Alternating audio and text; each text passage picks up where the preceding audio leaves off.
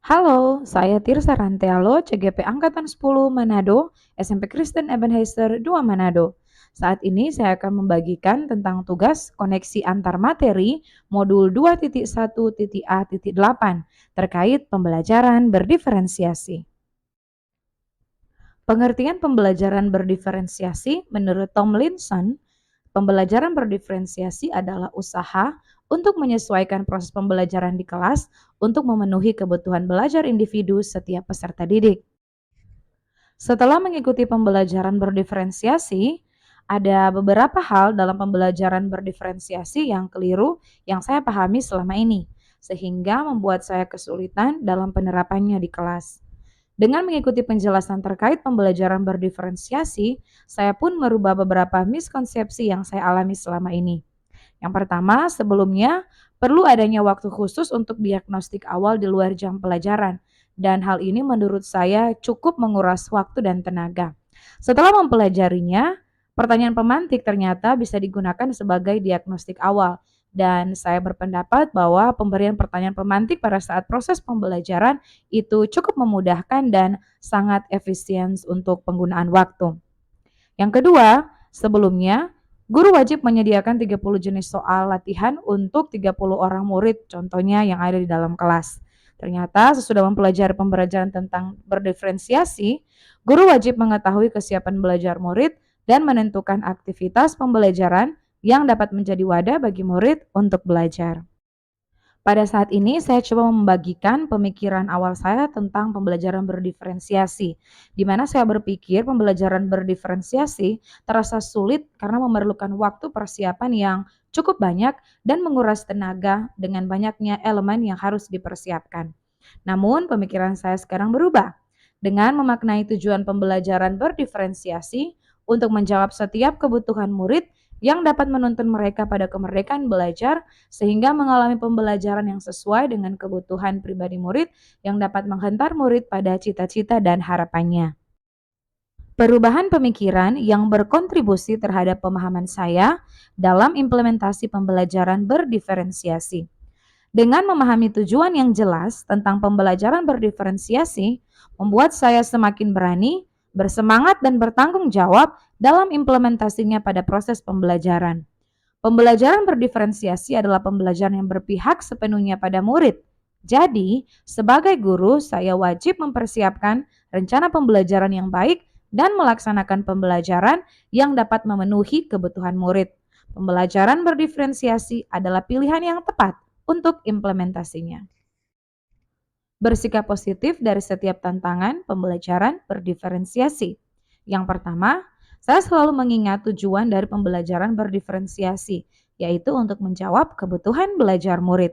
Yang kedua, saya selalu mengingat dan menjalankan peran seorang guru yang harus memberikan tuntunan pada murid dengan menerapkan pembelajaran yang berpihak pada murid. Dan yang ketiga, memiliki tanggung jawab membersamai murid untuk mencapai harapan belajar yang didambakan oleh murid.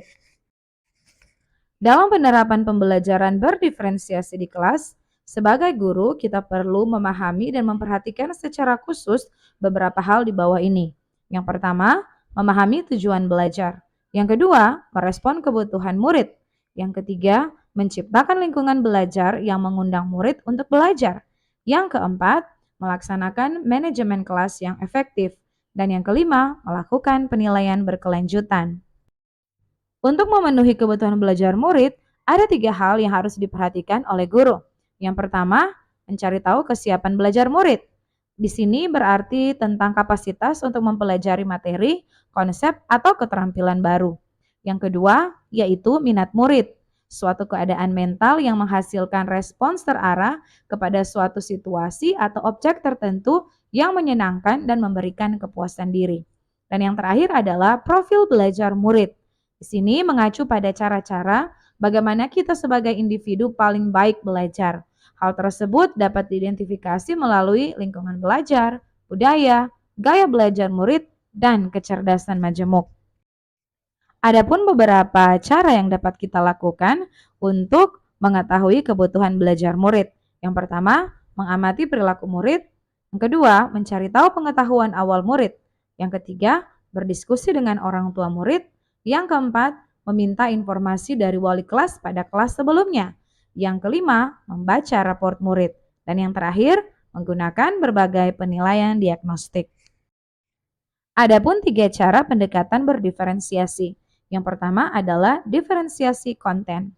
Diferensiasi konten berkaitan dengan materi atau topik yang akan diajarkan oleh guru atau apa yang akan dipelajari murid di kelas. Yang kedua adalah diferensiasi proses. Diferensiasi proses merujuk pada kegiatan atau aktivitas belajar yang akan diikuti oleh murid. Dan yang ketiga adalah diferensiasi produk. Diferensiasi produk biasanya produk ini merupakan hasil akhir dari pembelajaran untuk menunjukkan kemampuan pengetahuan, keterampilan, dan pemahaman murid setelah melewati tahapan proses belajar. Dalam penerapannya di dalam kelas, jenis-jenis pendekatan berdiferensiasi ini bisa kita pilih salah satunya atau dikolaborasikan atau digabungkan untuk penerapannya di dalam kelas. Saya memahami bahwa pembelajaran berdiferensiasi dapat memenuhi kebutuhan belajar dan mencapai hasil belajar yang optimal. Karena pembelajaran berdiferensiasi adalah pembelajaran yang memiliki tujuan jelas bagi guru dan murid. Bagaimana guru dapat merespon kebutuhan belajar murid dengan berbagai aktivitas dan strategi yang efisien dan tepat untuk murid sehingga dapat mengundang minat belajar dari murid. Guru memfasilitasi murid dengan menyediakan lingkungan belajar yang kondusif dan aman, sehingga murid merasa leluasa untuk bertanya atau meminta bantuan dari guru. Murid dapat belajar untuk mencapai tujuan belajarnya dengan manajemen kelas serta penilaian yang berkelanjutan. Keterkaitan antar modul. Pembelajaran berdiferensiasi dapat dijalankan dengan benar dan tepat sasaran jika yang pertama, guru memberikan tuntunan bagi murid untuk memenuhi kebutuhan belajarnya sesuai dengan kodrat alam dan kodrat zaman murid. Terlihat jelas pada modul 1.1 dengan keterkaitan antar modul 2.1. Yang kedua, guru sudah memahami perannya sebagai seorang guru penggerak yang berpihak pada murid, mandiri, reflektif, kolaboratif, dan inovatif. Sehingga proses penerapan pembelajaran berdiferensiasi dapat berjalan dengan benar.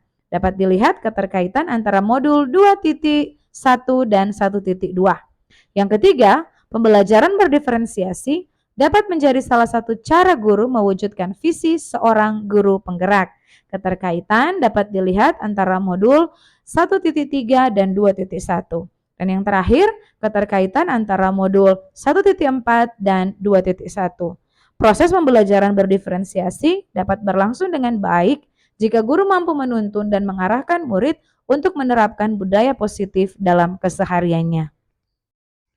Nah, demikianlah pemaparan tugas koneksi antar materi modul 2.1.A.8 terkait pembelajaran berdiferensiasi yang boleh saya bagikan.